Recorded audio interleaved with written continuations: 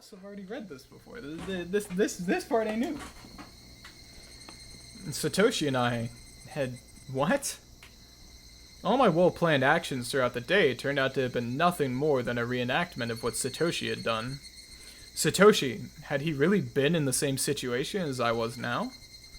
The friends he had gotten along with had changed suddenly, and for no reason, at least none that I had noticed, planned to kill him?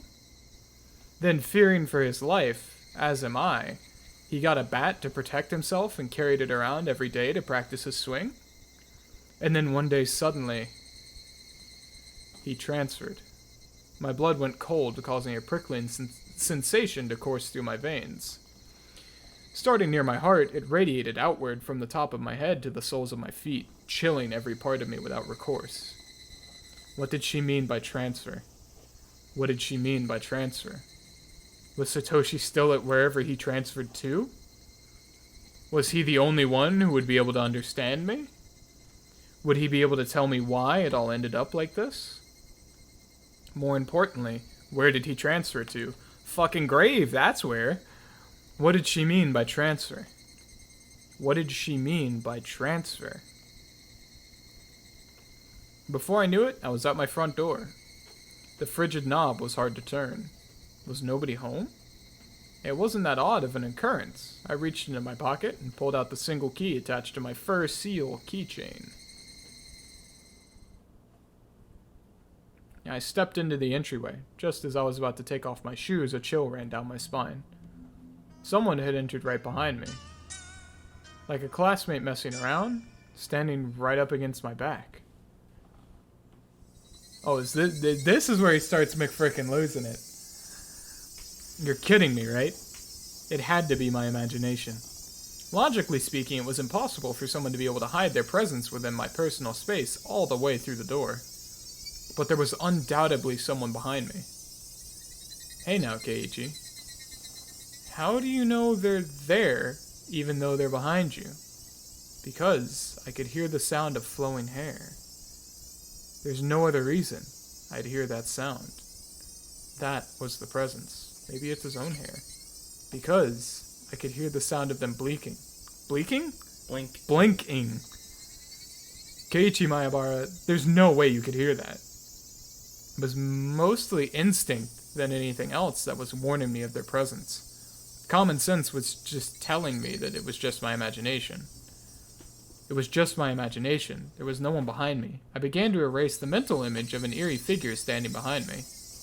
But at the same time, I asked myself if there was nobody, then what was I feeling? As an uncomfortable sensation crawled up my spine. You know he has hands. You just give it a good old reach.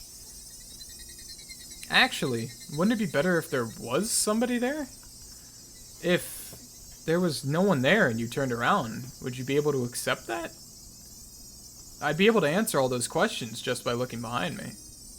But I didn't have enough courage to even do that simple task. Oh right, I could try speaking to them. The person behind me might answer me. It was a random thought. I didn't care how I went about it, just so long as I didn't have to turn around. If I had calmed down and thought about it, I would have known that that wouldn't have solved anything. Who is it?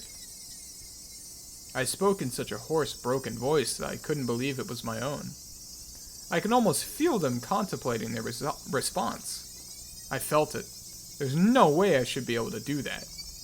Calm down, Keiichi. It's all in your head. That time, I was certain I heard it. As if hesitantly trying to answer my inquiry, I was certain I could hear the sound of someone inhaling. I heard it. I heard it. I heard it clearly. It was a girl. A young girl. By the name of Rena Ryugu.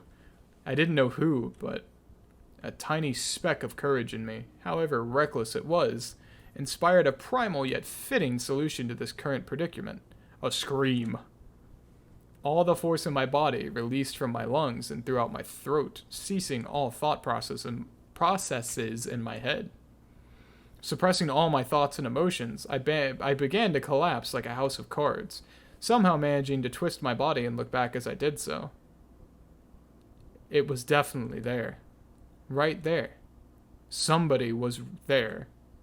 Until the moment I turned around, until I brought the area behind me into my field of vision, they were definitely there. Falling face up, my eyes tranced the remnants of the presence suspended in the empty space. It couldn't be. They were invisible. They looked like they weren't there, but were they actually still standing there? As I screamed, all the emotions I was holding back burst free in a violent wave. However, I was decidedly calm as my emotional dam collapsed. The turbulent waves of pent-up emotions was skillfully diverted into a torrent of aggression. That emotion was definitely required to... extricate myself from the bizarre situation happening right in front of me. In my state of heightened lucidity, I entrusted my body to the fury. The metal bat held firm in my right hand as if drawn there by a magnet. A mid-level sweep would be the hardest attack to dodge. I remembered reading something like that from a book about swordsmanship or something. I brandished my will to fight. The afterimage of that amalgamation of metal flashed as it swung left to right, beating against the entryway. The bat slammed into the right wall, the tip rebounding violently. Very calmly, I transferred the force of the rebound into a sweep to the left. The door of the shoe cupboard was split into pieces. Those two swings whiffed through the empty space, but they seemed to have great psychological impact on the enemy. I could feel the panic emanating from that space. The attack wasn't the only thing required. I extracted the bat from the cupboard as it was embedded in and screamed as I spun my entire body around in a large arc. My scream shook the air, imbuing my ferocious swing with even more destructive power. Creak! Without mercy or restraint, my violent strike, with certainly fatal force behind it, shattered the top of the cupboard. None of my attacks struck the enemy, but my ferocity had certainly seemed to impact them. Breathing heavily, my entire body soaked in sweat, the invisible enemy there, but not there, dispersed. When I was certain that the enemy had retreated, I locked the front door and latched the chain. No way. Had it only feigned retreat and was now inside my house? Once again, I channeled my aggression and searched the house for the presence, but it was gone. I had succeeded in fending it off. At that moment, the tension drained from my body and I let out a deep sigh of relief. It's like he's fighting a stand user. All of the emotions I've been holding back chaotically merged together and began to flood out. A hodgepodge of fear, accomplishment, and disbelief all mixed together and began to flow through my body. Unable to deal with each individual feeling, I beat them all back with the strongest emotion: exhaustion. Even in this moment, I remained composed. After checking that all the doors throughout the house were locked, I went up to my room on the second floor and closed the curtains. I straightened my back and tilted my head back a little. After clearing my mind of all my idle thoughts, I managed to calm down even more. What was that at the front door? There was definitely something there. Thinking about it, maybe it was just an apparition I dreamt up in my confused state, but I really didn't think that was the case. Calm down, Keiichi Maebara. Compose yourself. No matter how calmly I thought about it, what just happened wasn't a figment of my imagination. It was obviously a supernatural phenomenon, and without a doubt, something was behind me. It wasn't some sort of illusion I saw amidst my confusion and disorientation. Proof? I had just one piece. When I asked who is it, they inhaled as if they were about to answer. That sound had clearly reached my ears. The situation I was in right now was still unclear.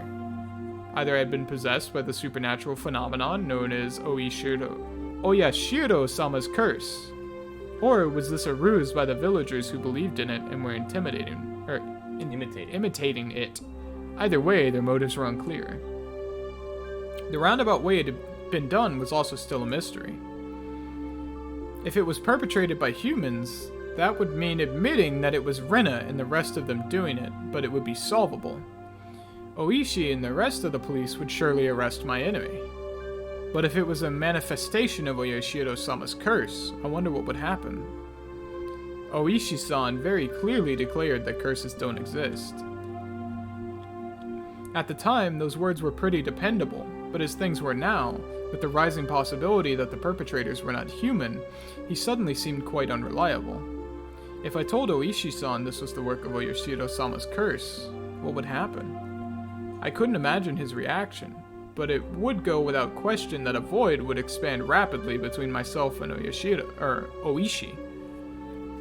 With me having so few allies to begin with and not being able to confidently declare whether or not this was a curse or not, there was no merit to doing that. I'd better keep the facts of what just happened at the doorway to myself. It would be better if I didn't add what happened here to the memo behind the clock. There was still the ever so slight possibility that I was actually confused when I thought I was composed and I was just going berserk in the entryway. How wonderful would that be if that was really what happened? I would be able to refute Oyashiro-sama's curse. But if I denied Oyashiro-sama's curse, then that would mean admitting that Rena and the rest were the perpetrators. If I said that Rena and the rest weren't the perpetrators, then that would mean me believing in Oyashiro-sama's curse. By denying both of those, I would be admitting that I myself was losing it. The three options from which I couldn't choose became a trilemma of sorts. They mixed together and formed a whirlpool in my mind, making my head spin. Once again, I straightened myself and leaned my head back slightly to cool myself down. Calm down, Keiichi. Accept what has actually happened as reality. Stop thinking of anything more than that. But I couldn't help but think of it. How wonderful it would be if it turned out I was delirious and everything up until now was a figment of my imagination. Oyashiro-sama's curse wouldn't exist, and I would still be the bestest buddies with Rena and the rest. I would have to be crazy. That was the first time in my life I'd ever wished for such a thing.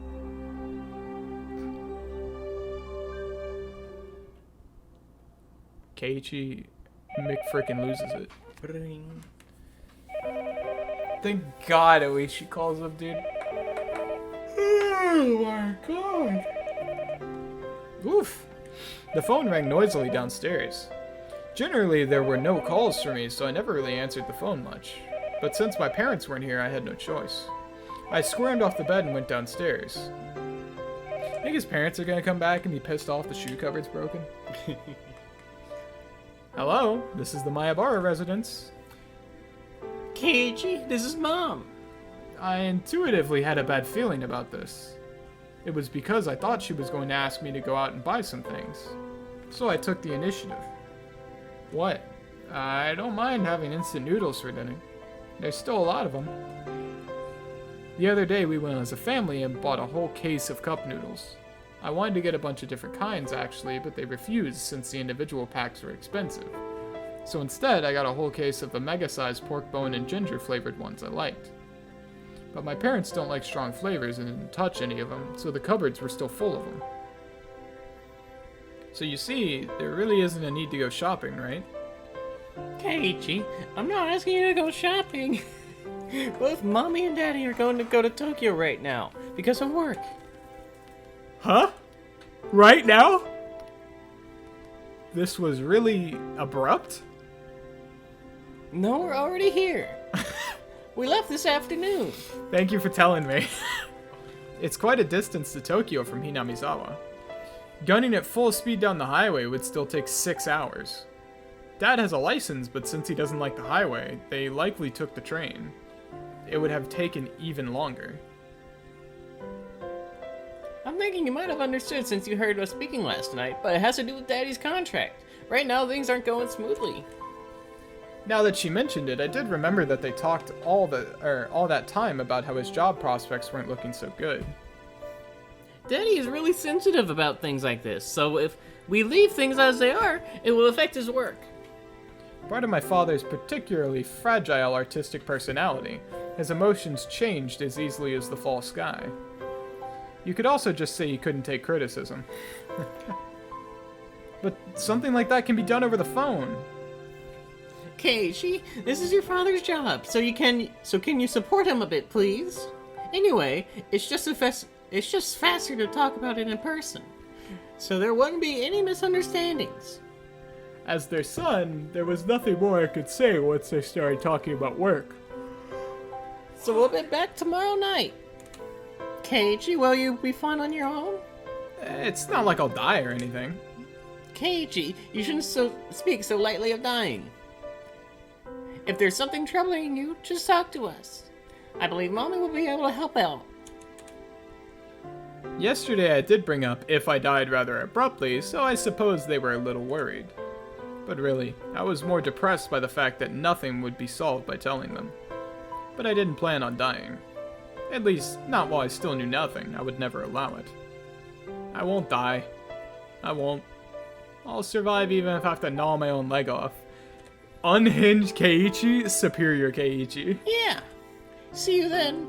Tomorrow morning, make sure to wake up. And eat your breakfast. And don't forget to take a bath and brush your teeth. Is he like 7? Yeah, see you. The call ended like that. Sometimes my parents went off to Tokyo for business meetings, but Tokyo was far away. They normally did things by phone. The times they did go were normally planned out in advance. It never happened this suddenly. I couldn't say that those circumstances didn't feel strange or rather unnatural. You think it's a Hinamizawa plant that they have in Tokyo? that's had this calculated for years? Anyways, I only needed to recognize the reality of the situation. That tonight, I was the only one in the house. That when my parents came back from work, I'd be gone missing. Vanished. Looking back on the series of events of the past 5 years involving Oyashiro-sama's curse, it wouldn't seem that strange at all. Come to think of it, it was getting pretty late. I didn't think it was good that the only light on the whole house was from my room on the second floor. It was the same as broadcasting to the enemy that my parents were gone and that this was their chance. First, I ran to the living room, flicked on the lights, and turned the TV to a reassuring volume. Next was the study. I similarly turned the lights on some music. With this, from the outside, it would look like my parents were here. Once again, I went through the house checking to see if there was anything left unlocked.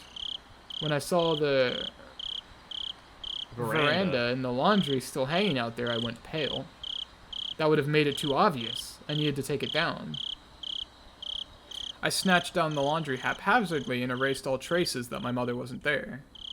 It should be fine now. Ah, the garage! They hadn't gone all the way to Tokyo by car, but they had gone up to the Okinomiya station. The garage was empty, wide open, and in plain sight. This was not good.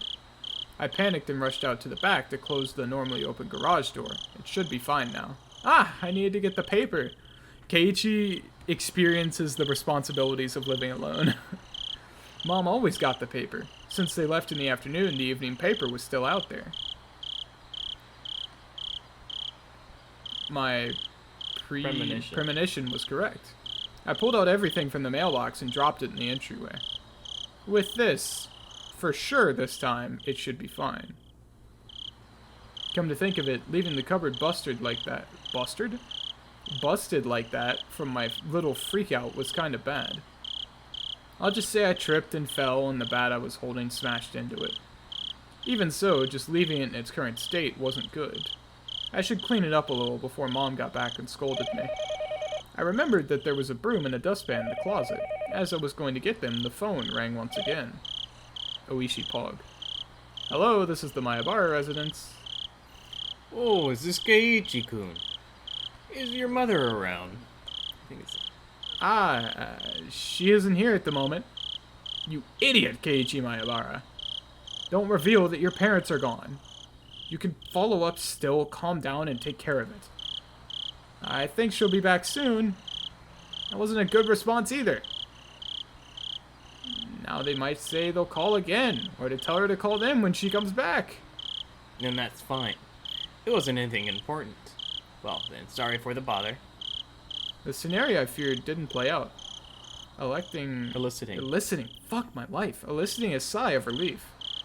That call was fortunate in more ways than one. I'd have to deal with more telephone calls coming in from my parents tonight. I was somehow able to deal with the phone call just now, but I couldn't continue to rely on such poor improvisation. I needed to make up a good story to explain that my parents were home but couldn't answer the phone at the moment. They were making tempura and couldn't step away right now. That wasn't good enough. They were sick and went to bed because they weren't feeling well. Was that going to be safe enough? I was thinking about it on my way back to my room, and then the phone rang once again. It was like they were calling because they knew I was going to lie. Don't pick up the fucking phone. I didn't want to pick up, but I knew I had to. They'd suspect my parents weren't here. I should have just taken the phone off the hook under the pretense that I didn't realize that it was. But since the phone rang, I had to pick it up. I prepared myself and lifted up the receiver. Hello? I stopped announcing this was the Mayabara residence. I had no reason to be kind to someone I didn't know the identity of. But unlike my uncouth voice, the person on the other side sounded goofy and lighthearted. Hello! My apologies for calling so late! This is Oishi! This is Oishi. My voice has changed drastically! Hello. My apologies for calling so late. This is Oishi from the Okinomiya bookstore. Oishi-san? Is that you, Mayabara-san? Good evening. Good to hear you are doing well. Wait just a moment, please. I grabbed the portable headset and rushed up to my room with it. It was the same no matter where I was, since there was no one else home, but I wanted to be in a spot that just felt a bit safer when speaking on the phone with Oishi-san. Sorry for the wait. How are things? Anything changed since then? Since then? When was that exactly? There was something about the brazen way he talked about that rubbed me the wrong way. The last time I spoke with Oishi-san was 2 days ago. The day I stayed home from school, I met Oishi-san on my way back from the hospital and we headed into town for lunch and had a talk.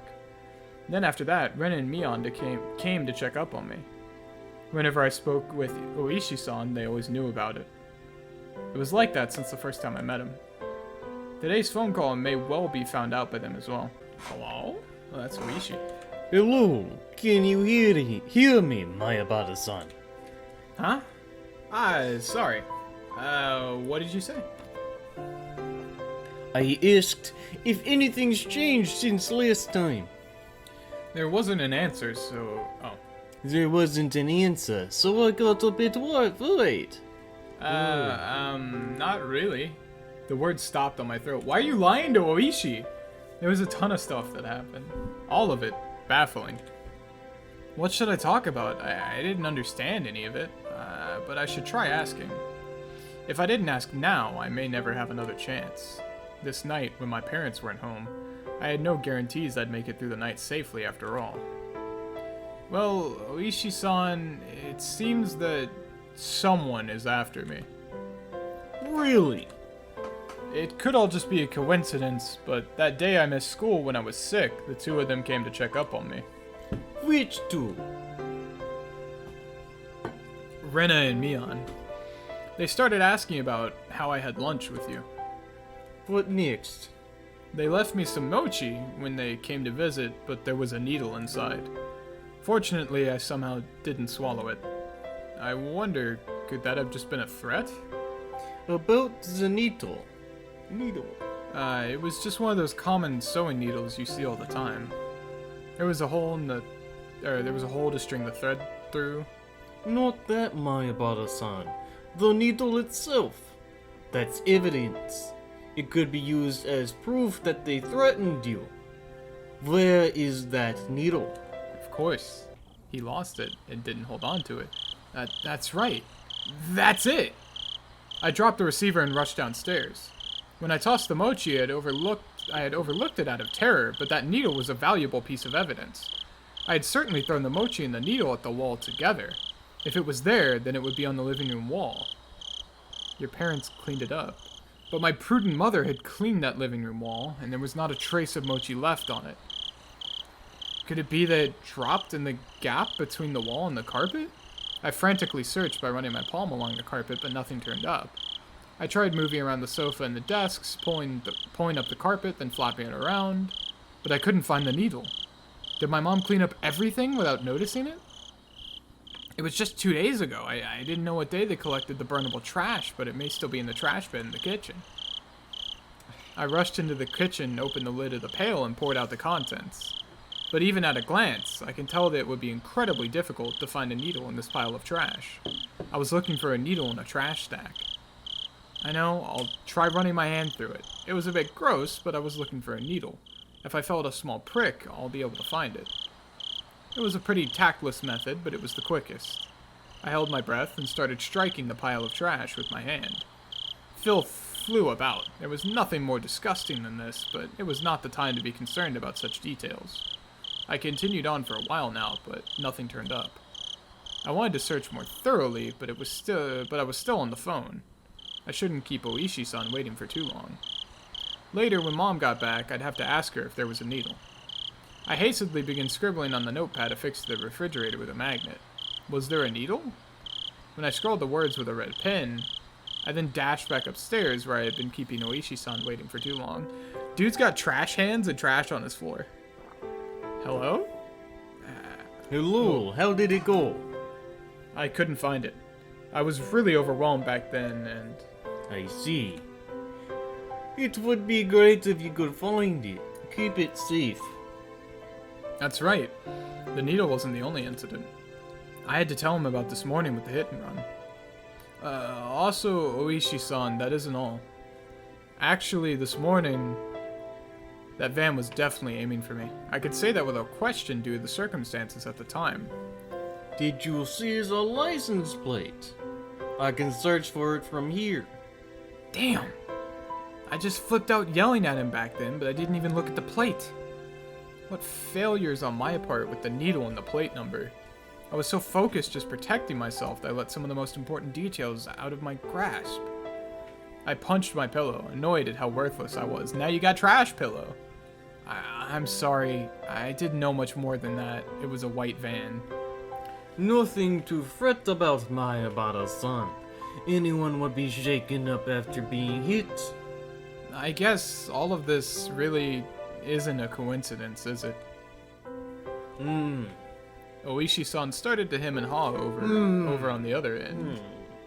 I could imagine him folding his arms. Also, Rena is acting strange. How so? What Rena said on the way home today, asking why I was so much like Satoshi-kun. Now I could say it with confidence, that Rena knew what happened to Satoshi. She knew that there was more to it than just him simply disappearing. Rena knows. She knows something regarding to what happened to Satoshi, the kid who was demoned away last year. What would that be exactly? Rena said I was the same as Satoshi. She said something to the effect that the way things are going, I'll end up with the same fate as Satoshi. Fate, you say? Exactly what kind of fate did she say would befall you? Transferring out, she said. Transferring out? Rena said Satoshi transferred out. So given how things are going with me, I'll transfer out too. Oishi-san let out a stern sigh and then grumbled loudly. Mayabara-san, that was probably some sort of threat. Or maybe some type of warning. I thought so too. At that point I started to think. Would it be prudent to sum up everything that had happened up until now as the machinations of some human perpetrator? Other than the theory of it being Rena and the others, I was left with Oyashiro-sama's curse actually existing as the only other explanation. Of course, I couldn't tell that to Oishi-san. Except, Rena's strange behavior could be proof of either scenarios. Whether it was Oishi-san's... Oishi-san's? Sama's curse being real or everything being part of a conspiracy committed by all the villagers, Rena was involved. Rena had to know something. Rena was suspicious. What exactly was Rena? I couldn't help but think she was somehow involved with the prior string of mysterious deaths. I seem to recall that Oishi-san had admitted that he had dug into Rena's past a little. He was probably just downplaying it when he said a little. Meaning he had actually dug pretty deep, most likely. I wanted to hear about Rena. I wanted to know what happened at her previous school, among other things that were still unknown to me. If Rena was someone I should suspect, no, not that. I wanted to know the truth. Tonight, I was alone in this huge house. Even though I said I couldn't count on them, I had lost the security I had felt I had just by my parents being around. It wasn't like this house was some sort of fortress or castle. If a malicious person decided to use brute force, they'd easily gain entry. There were no other residences close to the Mayabara residence. No one would be able to hear anything, no matter how loud it was. I had never felt as much resentment towards my father's artistic temperament and the fact that he had this house built in such a remote location as I did right now. I wonder if I'd still be here by tomorrow morning. So I had to ask, right now, because I had no idea when the next chance would come. Oishi-san, I have something I want to ask about. Please don't keep anything from me. Sure, let's go eat. Even though he was so far away on the other end of the line, this was the most reliable he had ever felt. I wanted to ask about Rena, about what happened at her previous school. Actually, regarding Rena's... I noticed a sound that had been going on for a while now. Since I was so focused on the call, I hadn't paid attention to it at first, but I finally realized it was the doorbell. The time was 7 o'clock. It was past the time the postman would be making a delivery, and past any sensible time for a neighbor to be visiting. I considered just acting like nobody was home, but that wouldn't be good. That would ruin all the work I put into making it look like my parents were home. I needed to answer the door. Hello, Mayabara-san. Sorry, someone seems to be at the door. I'm going to see who it is. A guest. I see, my apologies. Should we end this phone call now? That would be a problem. No, I'll be back in a second. Do you mind if I just leave the phone on? It's fine, I don't mind. Oishi is goated. I dropped the handset on my bed and dashed down to the door. I needed to make up a good excuse to get them to leave. So here's what I'm taking the phone with me and I'm putting that shit like near the entryway, like on the countertop, so that Oishi can hear whoever the fuck I'm talking to at the door. That's what I'm doing. I had a hunch it was the lady who called right before Oishi-san did. That was a lady. Whoops. In which case, it would be one of the neighbors who's friends with my mom. I'll just say mom isn't feeling well and went to bed early. That would be the easiest option. It's going to be Rena Ryugu. Ew, fuck. It'd be hard for her to ask me to wake my mom up if she's not feeling well. The bell continued to ring at regular intervals. If someone didn't answer after you rang the bell so much, you'd normally give up and go home, wouldn't you? Without removing the chain, I opened the door slightly and peered out at the visitor. A chill ran down my spine. I knew it. Somewhere deep inside, I had prepared for this moment. I tried to escape by imagining it was the easiest person to deal with, one of my mom's friends. It's Rena Ryugu! Oh! Good evening. Rena? There shouldn't be any reason for Rena to come over at this hour. The timing almost made me feel uneasy. Also. Yeah, that is also. Because it was just as I was about to ask Oishi-san about Rena. I wish I could have chalked this up to mere coincidence, but those unsettling words from Mion several days ago echoed back to me. There's nothing this old man doesn't know. Are you alone, Rena? Yeah. It seems that Mion wasn't with her. But that didn't change the situation at all. You know she can lie, right, Keiichi? Why did you come here? Hey, Keiichi-kun, I'd like you to open the door so we can talk. Can I come inside, I wonder? It was true that speaking to a chained door wasn't the right way to talk to a classmate. But... Is it L? Nope. It's P. Okay. At my house, the chain has to be on at night. Don't worry about it. Then, it can't be helped, I guess. She just accepts that. Rena pouted rather sadly. But she kept smiling at least, and her effort to keep that smile up was quite pitiful. Even though she was tugging at my heartstrings, I didn't lower my guard. As long as I stayed like this, even if it made my heart ache, my life wasn't in danger.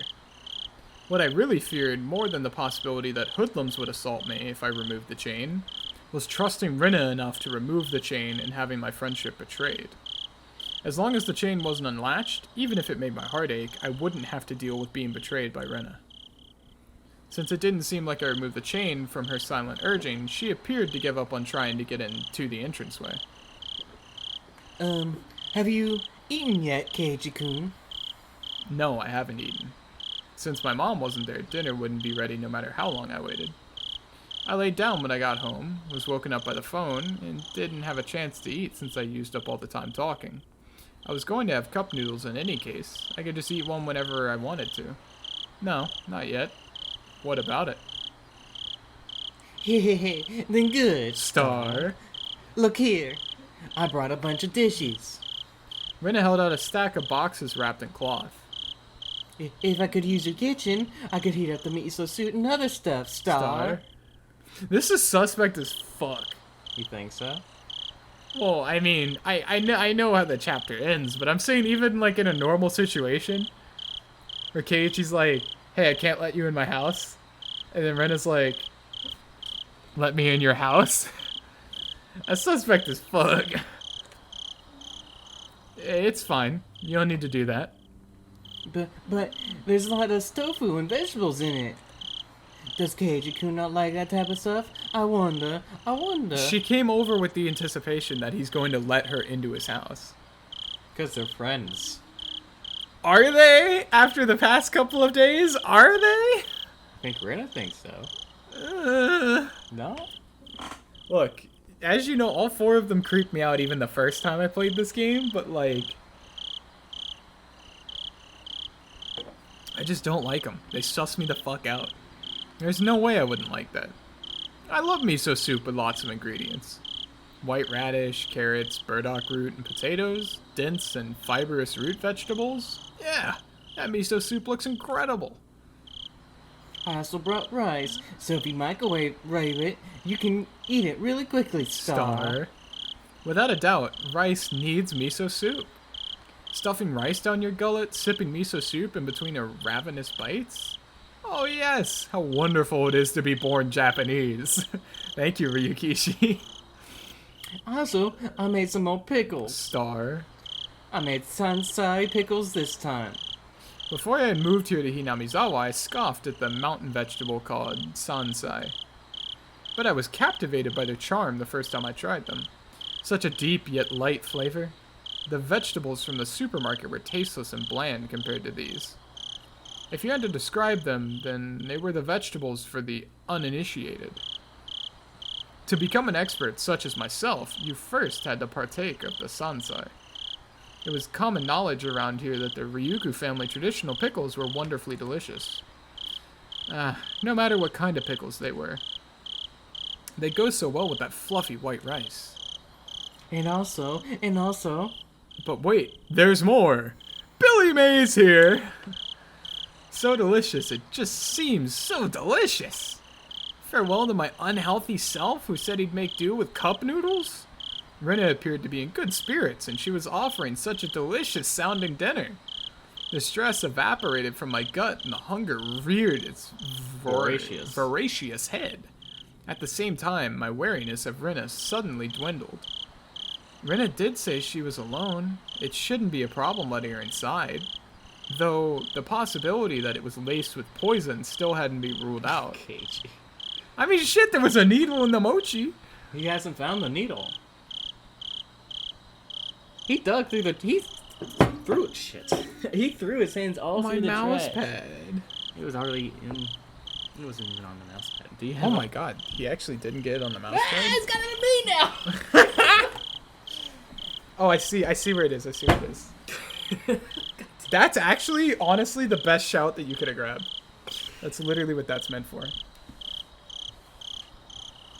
So, while gesticulating, Tyler spilled his water all over the desk. And then it went... On you. I felt it splash on me a little It bit. went down the desk and went on me. Fucking... Hey, you pissed your pants, you little piss baby. Yeah, I don't lean that way, sorry. At that moment, a cold chill ran down my spine once again. Oh shit, I'm not tabbed in. I couldn't understand why such a sensation had occurred just then. But the voice inside me was sounding the alarm. That needle was 100% real, by the way. Even though he hasn't found it? Yeah. Throwing his hands off, there's... Bro.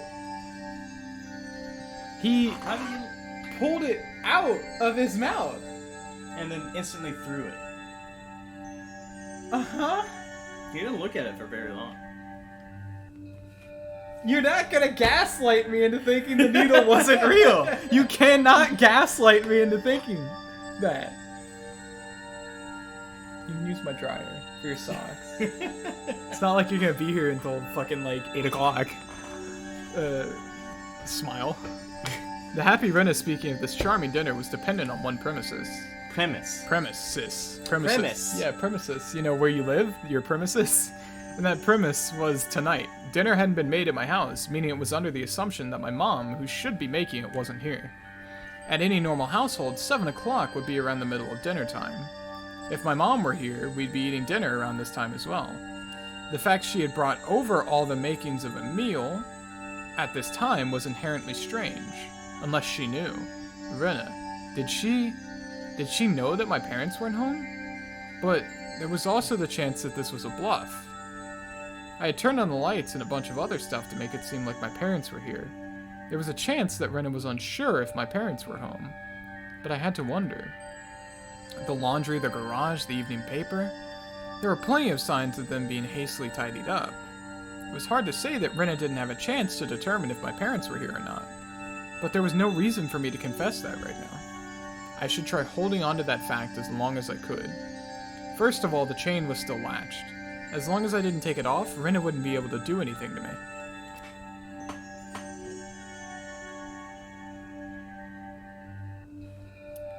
I'm quite grateful, but dinner will be ready pretty soon. Huh? Is that so? Is that so? I know you went through all the effort and everything, but well, unable to think of a good way to refuse, my words trailed off weakly. But some of this could work as side dishes, I think. I'm sorry, we have more than enough already. My mom always makes quite a few sides, so... Huh? You have side dishes? With a smile that bordered on a cringe, I dodged her question apologetically. It's difficult. But the feeling I had tried to ignore began creeping up my back again. I forgot this chapter's fucking long. I spoke as if my mom was setting down dinner right now, but it didn't mesh well with what Rena was saying. Rena was talking as if she was aware of some obvious fact, and that I was aware of it as well. So Keiichi-kun can cook. What did you make, I wonder? No, well, it's not that I. Rena had assumed out of nowhere that I had made the dishes. No, not so much I had made them, but rather my mom hadn't. Did you really make them? The side dishes? Did you, Keiichi-kun? It wasn't me who made them. My mom did. Oh, she's making them. Right now. So you see, I'm sorry, but I can't eat what you brought. Rena fell silent at that moment. At that moment, I felt the light had suddenly disappeared from her eyes. How about I try guessing what Keiichi-kun's dinner will be? It doesn't matter what I'm going to eat. This did happen, okay. Let's see. The conversation might appear natural at first glance, but Rena was firmly in control. It felt like I was being interrogated. Your dinner, I wonder, is it something that can be made with just hot water? Hey, now stop with the insults. I can't believe you belittle my mom's extravagant dinner like that. Tickets sold out, full capacity already. It's that amazing. I tried my best to put on a strong front, but I couldn't grit my teeth quite right. So instead, I looked like someone who was borderline hysterical. But Rena showed no reaction whatsoever, even to that silliness. Keiichi-kun, did your mother really leave you dinner? No, you see, she didn't leave me dinner. She's making it right now. It's almost time for dinner. Rena had taken that assertion of mine, that my mother was home and making dinner right now, and was completely ignoring it. I could tell that the more I panicked, the colder Rena became. Hey, Keiichi-kun. At that moment, an uncomfortable chill crept in from the gap in the doorway. Is your mom home? I wonder. I couldn't keep up the charade anymore. Rena, she knew full well that my parents weren't home. But I'd come too far to admit that now. Anyways, my parents were here, and we'd be having dinner soon, so that was the situation I had concocted. So I answered. I told her she was here. She's here, of course. I could feel the humidity drying out from the surrounding air. Rena's eyes were becoming even more frigid, piercing me with their gilded glare. Why? Huh? What do you mean? I tried acting casual, but that facade was torn off me the instant I looked into Rena's eyes. That look, it informed me of Rena's response faster than she could open her mouth. Why have you been lying to me? I wonder. I'm not lying. That's a lie, isn't it? It's not a lie. Lies! Rena's outburst sent a jolt surging through my body. Rena and I were still separated by what few inches that slightly ajar, but still chained door could afford. But despite that, I was still being cornered. My house, which I had considered a safe haven until now, had become more like a dark alleyway where no one could save me. Shall I guess your dinner, Keiichi-kun? Let's see. I knew now that Rena had already known that my parents would not be here tonight. But it was still so strange that it had come to this. Even if she somehow knew that my parents weren't home, there was no way she should be able to guess what I'd be eating tonight. But Rena said she'd guess. How could she guess it?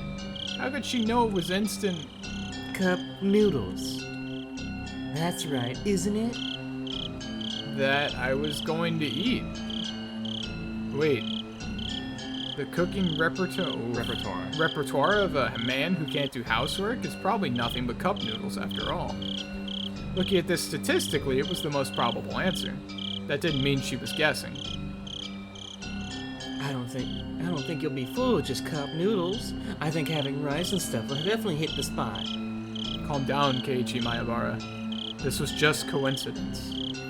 Rena was just reading certain tells of mine. So the fact that she was inferring what I was thinking alarmed me.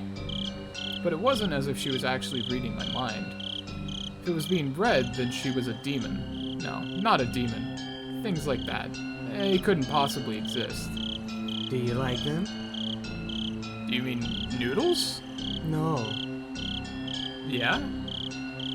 Rena indicated that the point my answer was addressing was wrong. Her rebuttal was so short that I momentarily didn't understand the words Rena had spoken. Sorry, Rena. What did you say just now? Huh? About what? Just now, you asked me if there was something I liked, didn't you? It wasn't long before I regretted how carelessly I'd pushed forward with that question. It was such a simple answer. That was why I wasn't able to comprehend it. She's gonna say the flavor. Pork bone and ginger flavor. There it is. I wonder how I appeared in the moments my mind went completely blank until the moment I was able to recover. As my field of view began to distort, slowly swirling into a counterclockwise direction, I lost all sense of balance. Why do you know that? I didn't even deny it. That was the type of frenzied state I was in. How could Rena even know this? Not even caring as I mashed my head against the door, I fixated my gaze on Rena. But she didn't even flinch when she saw me do that. I certainly did buy them. I bought a bunch at once. I bought a whole case. How could you know that? Why, I wonder. Quite strange, isn't it? Isn't it? How could you dodge the question at a time like this? The chain and the door suddenly were no longer protecting me. How did you know? Why do you know? Answer me! You bought them at 7th Mart, didn't you? A shiver ran up my spine. I tried covering it up with an angry facade. Like I said, why do you know that? I was behind you, following you the whole time. What are you saying? I couldn't understand why she was saying she'd been following me all this time. That's because Rena was right behind Keiichi-kun's back. The whole time. Like that night? That night I was absorbed in my phone conversation with Oishi-san. I didn't even sense her being there. Standing behind the door, behind me, standing there, just like that? When Keiichi was picking out noodles, I was watching the entire time. You picked out so many different flavors, didn't you? Then your mom got angry. If you were going to pick the expensive ones, then you should just pick one type, she said. Then Keiichi-kun picked out the big box of pork bone and ginger flavor that he loved so much, didn't he, Star? I like it too. Pork bone noodles. But I never eat a whole bag. I can never eat a whole big bowl by myself. My brain was paralyzed, dulling my senses. It might have been a defense mechanism to diminish the fever I was feeling to non-traumatizing levels. With the fear of being diminished, the fog enveloping my mind was cleared away. Then I could understand what Rena was saying and start to put meaning behind her words. Even so, my fear hadn't subsided completely. It was like I was standing at the edge of a cliff, eyes closed, so I didn't have to look down. It didn't actually solve any of my basic problems. I slowly took a step backwards, and as I withdrew, Rena advanced. So, Keiichi-kun, can you open this? We can eat dinner together, Star. I'm sure it's gonna be delicious, so, okay? Rena's pale, slendered fingers squirmed through the crack in the door one at a time, as if they had a mind of their own, rattling the chain. If she had unlatched the chain from the door, a feeling of terror would have just exploded within me. But Rena didn't do that. She was simply imploring me to remove the chain. Can you actually do that? Unlatch a door chain through the crack in the door? Depends on the chain. Okay. She was doing her hardest to light the fuse to the powder keg in my heart, trying again and again. Clatter, clatter. But it doesn't light. It doesn't light.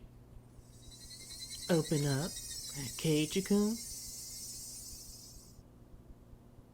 Please, go away. I beg you, please, go away. How can you say something so mean? I wonder. Please go away. Go away.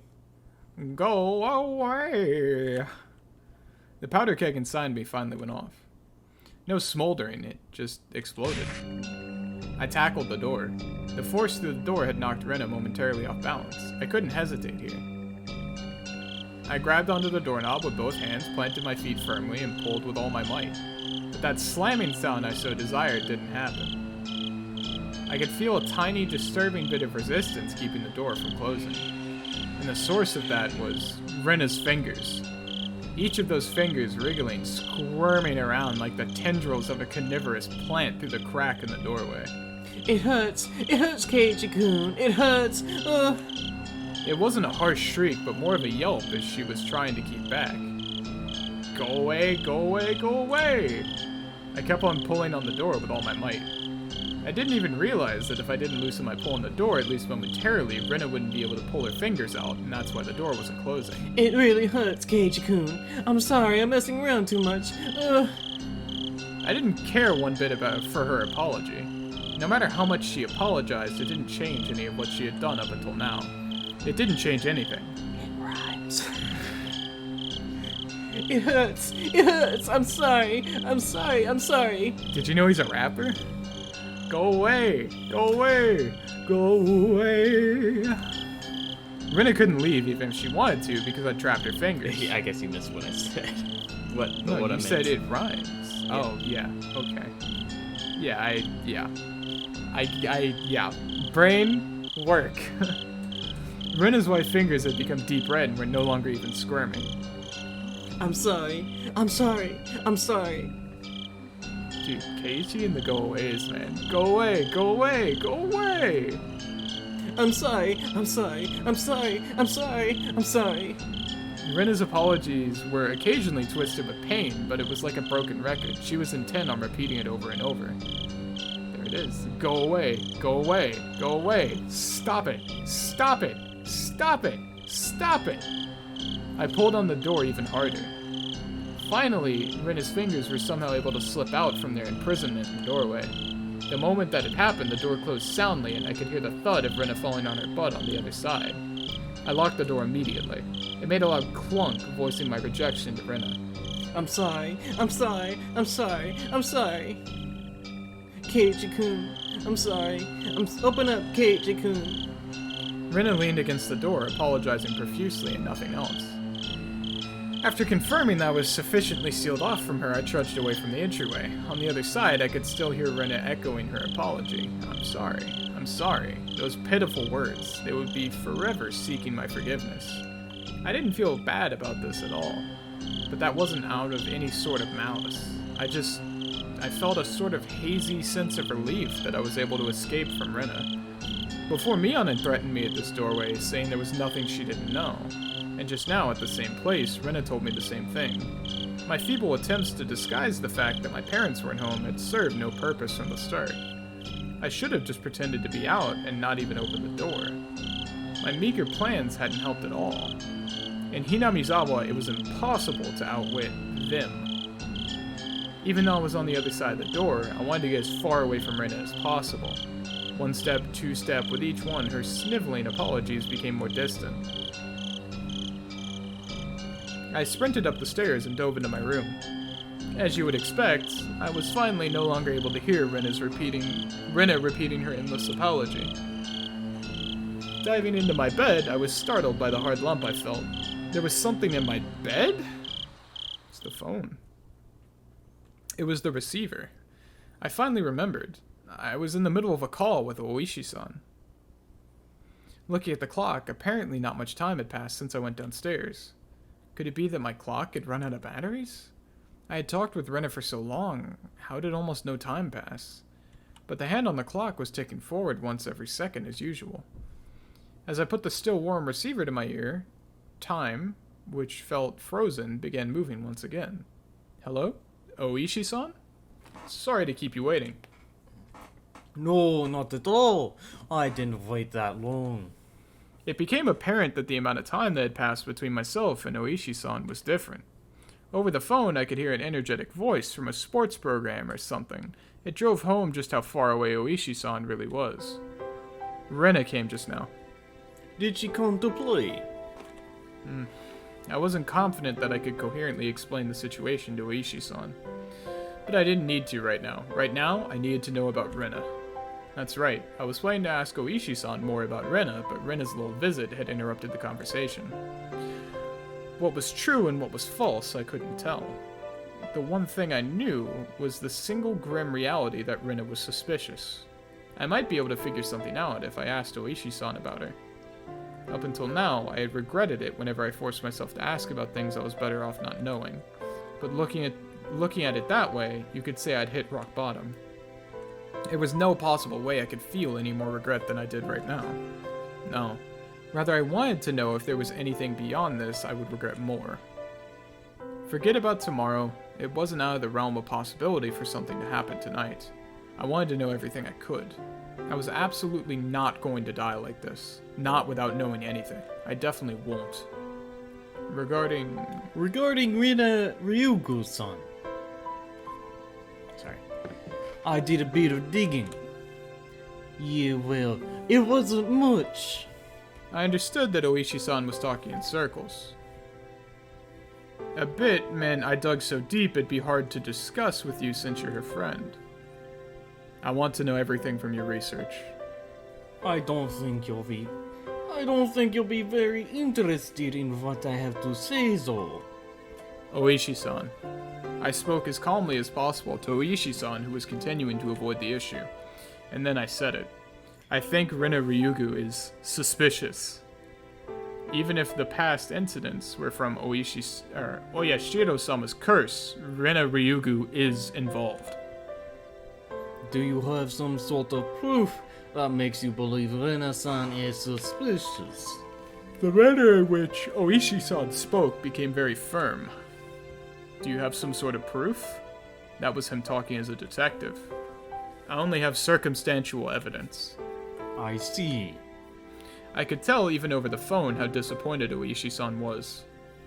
Pulling on the fishing line when he'd felt a bite, only to reel in the bait. Disappointed, but ready to cast the line once more. That's how it seemed.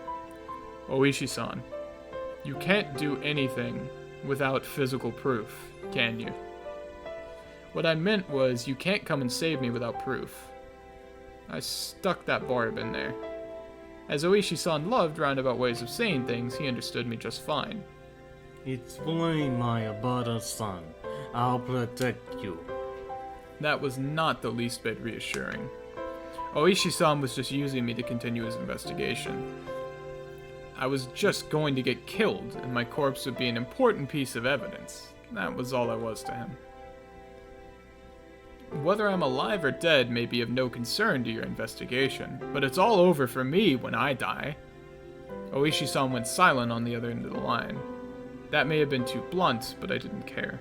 All I needed to relay to Oishi-san was that I was currently in a very dangerous position. So please, tell me. Tell me about Rena. Satoshi transferred out. Yeah. Satoshi transferred out. Not too far in the future, I'll probably also do what Rena called transferring out as well. But you won't be able to find my corpse. You haven't even been able to find Satoshi's body yet. Alright, my Abara-san, please, calm down. I was already suppressing my agitation even without Oishi-san having to tell me. It wouldn't solve anything if I continued to scream about my mistrust in the police. It would seem that I could only depend on myself and the bats Satoshi left behind to protect myself. Then, I at least wanted to know about what happened before Rena transferred schools. You're aware that this won't be very interesting, right? Oishi-san, realizing my resolve couldn't be swayed, finally caved. Right now, to me, there is nothing that I'll find uninteresting. Please. There are a few things I need you to agree to. Okay. Please keep this confidential. Also, part of this may be speculation. Not all of it may be true. Are you still interested? It might not be true? I don't understand what you mean. There isn't one main investigation for the mysterious chain of deaths in Hinamizawa. Each one is treated as its own individual case. Thus, Rena Ryugu has never been linked to any of the investigations. Basically, you see... This isn't an investigation of Rena done by the police, and is a personal inquiry, is what you're telling me. That to make things a lot quicker since you understand. All of this is from either phone calls or meetings and interviews. So they aren't corroborated. I'm asking you to take this all with a grain of salt, is what I mean. Do we have an agreement? All of it is just from what you heard? Yes, my apologies. It's all my personal investigation, you see. That thing before. You said you saw Rena's chart, didn't you? I'm sure I heard you say that. Oishi-san paused for a moment on the other end of the line. I told you that too! Please pretend you didn't hear anything about that. Based Oishi. I didn't care about Oishi-san having certain obligations and responsibilities. I also didn't care if there was no proof. Even if they were just rumors, there's no smoke without fire after all. Please, tell me, Oishi-san. Understood.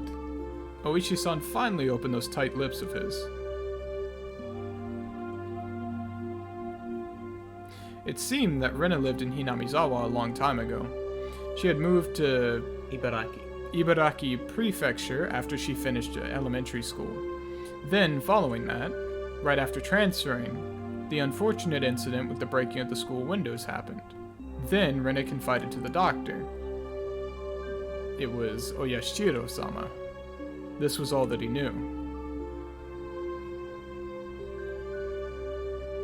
There isn't much difference between what I know and what you know, Mayabara-san.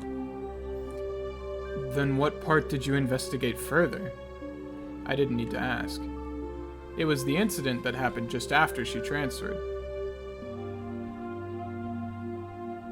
The incident Rena was responsible for, and what she divulged to the doctor afterwards, correct?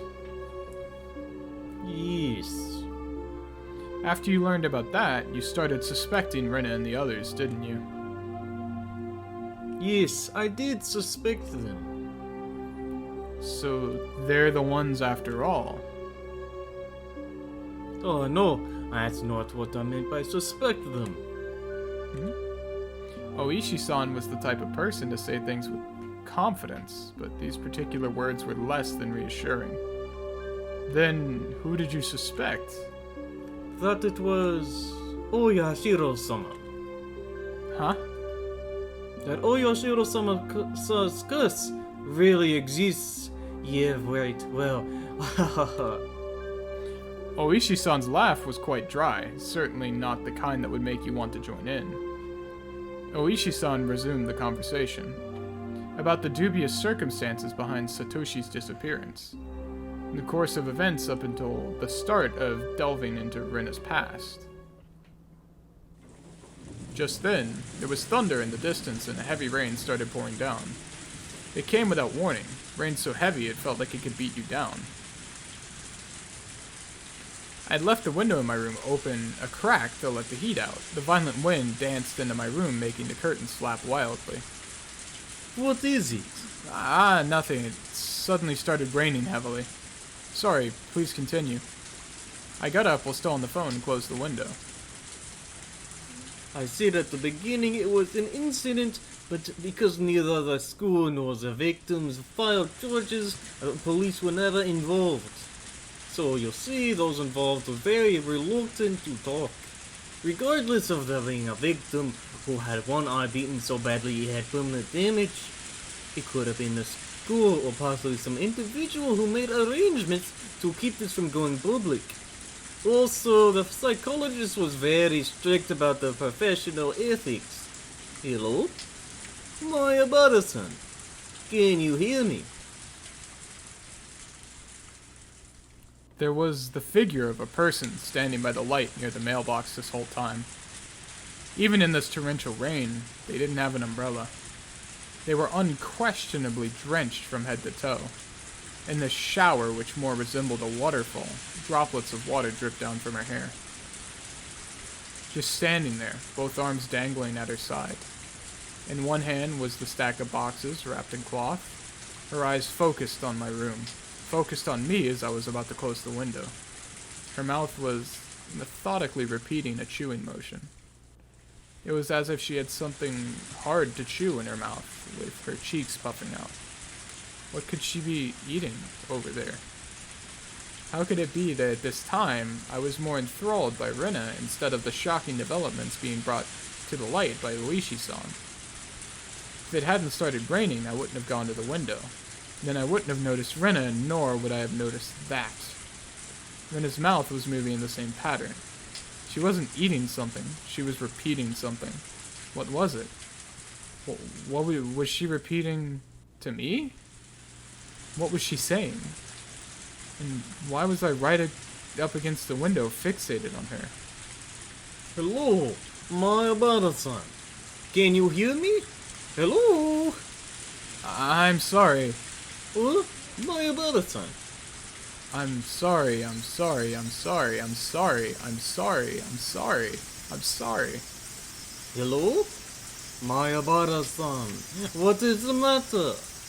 Even in this torrential downpour, Rena was still apologizing. The other self inside me drew the curtains hastily with my right hand blocking my view of the outside, but even doing that, Rena's relentless apology still reached my ears. I'm sorry. I'm sorry. I'm sorry. I'm sorry. If I forgive you for this, will you forgive me for that? Please stop. Please stop. Please stop. Please stop. I'm sorry. I'm sorry. I'm sorry. I'm sorry. I'm sorry. I'm sorry. I'm sorry. I'm sorry. Damn it. Why did I have to forgive her? I'm the one who wants to be forgiven. What part of me can't you forgive? I won't be killed. If you won't forgive me, then I won't forgive you either. I won't forgive. Won't forgive. Won't forgive. Won't forgive. Won't forgive. Won't forgive. Won't forgive. Won't forgive. Mayabara-san, if you can hear me, then please respond. Hello? Fucking Oishi, dude.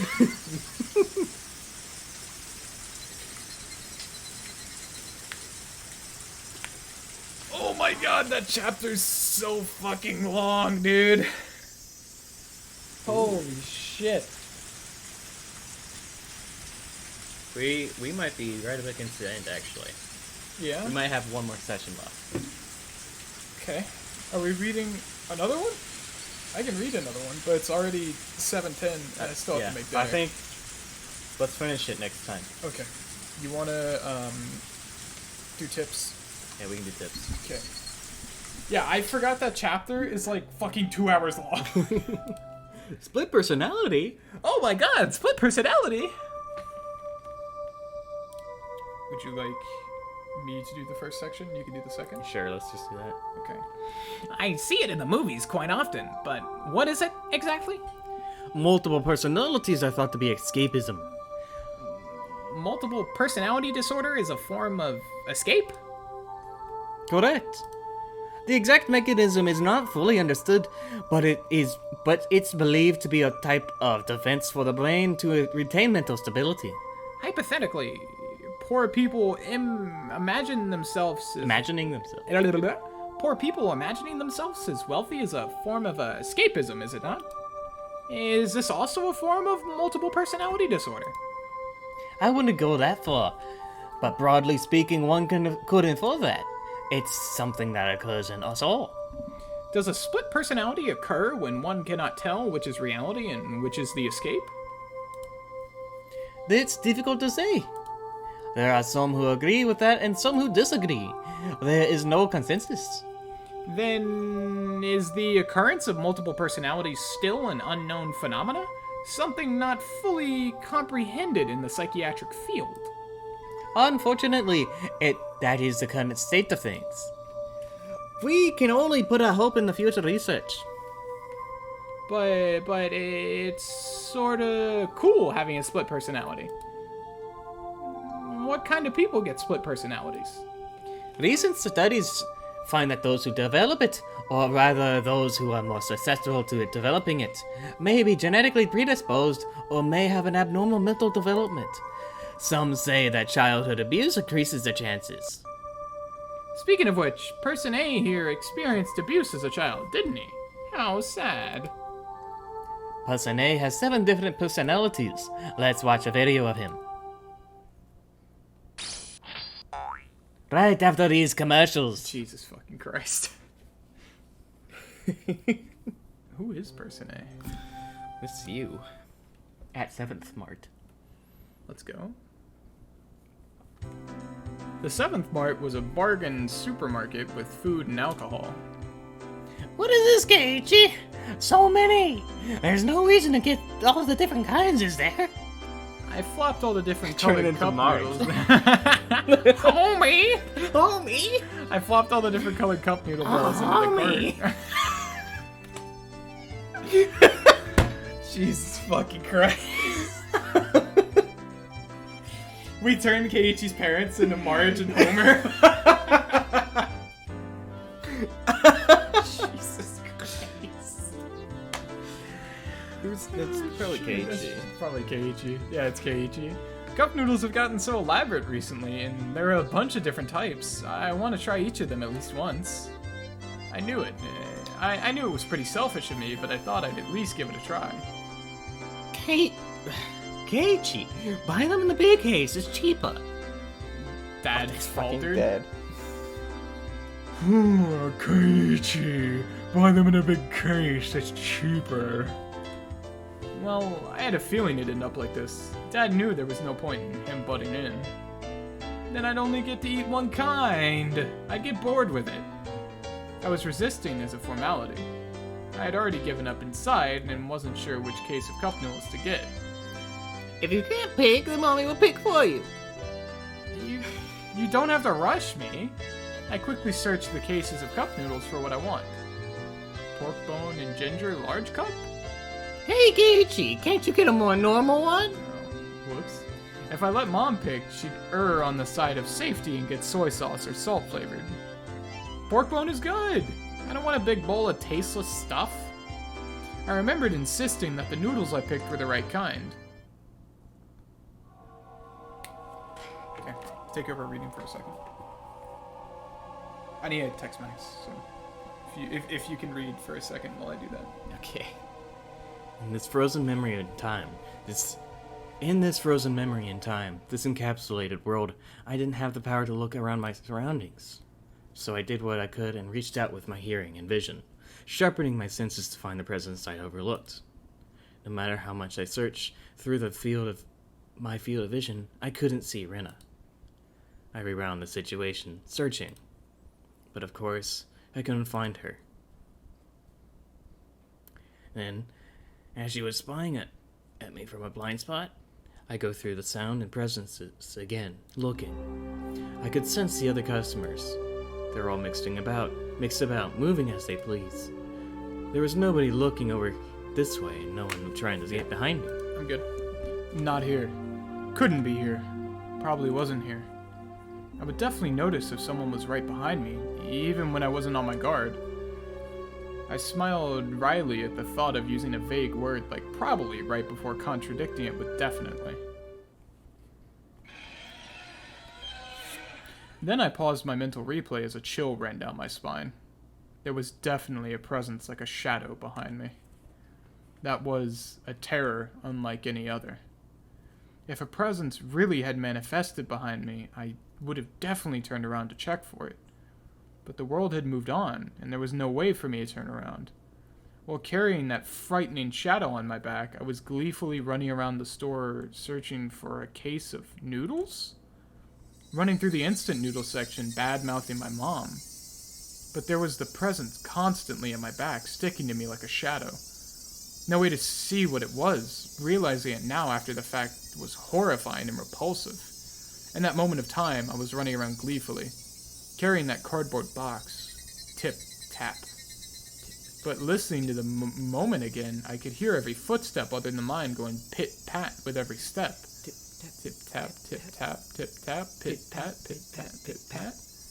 Tip-tap, tip-tap, pit-pat, pit-pat. Tip-tap, tip-tap, pit-pat, pit-pat. While I was running, the sound of those barefoot footsteps going pit-pat were right behind me. Me running around gleefully in the closed-off moment of time.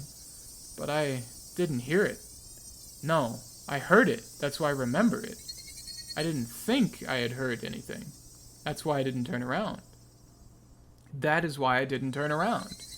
In that moment, the pit-pat of those footsteps were following me the entire time. I couldn't run faster and escape. I couldn't run any faster than I had ran at that time. I couldn't turn around. I hadn't turned around before, not once. Then I returned to my parents and started talking. The shadow-like presence was right at my back. The shadow didn't move. Or since I didn't move, the shadow didn't move. That is why it made no sound. That was all. At that time, I hadn't taken a single step while talking with my parents. I was just standing there. This was undeniable. And yet, I heard it. A pit-pat. That shouldn't be. If I took 3 steps, it followed 3 steps. Wasn't that the rule? There was no sound other than that. At that time, the entire world had gone dark. A sudden darkness. It was the end of my reflective journey. I was tired. I wanted it. I wanted to end it. Someone turned on the lights. Except my body couldn't move. As if I were sewn into that moment in time. Pit-pat. My past self's hair stood on an end. That was impossible. Now it's just breaking the rules. I haven't moved. So you shouldn't be moving either. I couldn't move. So you shouldn't be able to move either. Follow the rules. Pit-pat. Yet the sound echoed in the darkness once again. The hair on the back of my neck prickled up on an end. It was so close that it was hard to tell whether it was touching the hair or not. Why couldn't I move? Like how the presence was moving behind me. I quickly realized I could move. It's just that I was scared and didn't want to. But now was the only time I could turn around. It was something unforgivable in this moment in time, but I needed to turn around immediately. As if my entire being was trying to force me to stop, it began to administer a pain like a needle being struck into every pore. I'll turn around. I'll turn around. I'm not scared at all. I'll turn around. I'll turn around. I'm not scared at all. A scream I was unable to vocalize. I turned around. At first, I couldn't understand the meaning of it. What? What is this? The situation in front of my eyes was like a mouth biting an apple and slurping the juice, the way you would do with an apple. My mind was being eaten. It began to munch down, slurping the juices because it was like an apple. Meaning what was in front of me was the violin. Rena Ryugu? Rena Ryugu? No Rena Ryugu. There's nothing else. What's the fucking point, bro? Holy shit. Nice and spooky, eh? Yeah.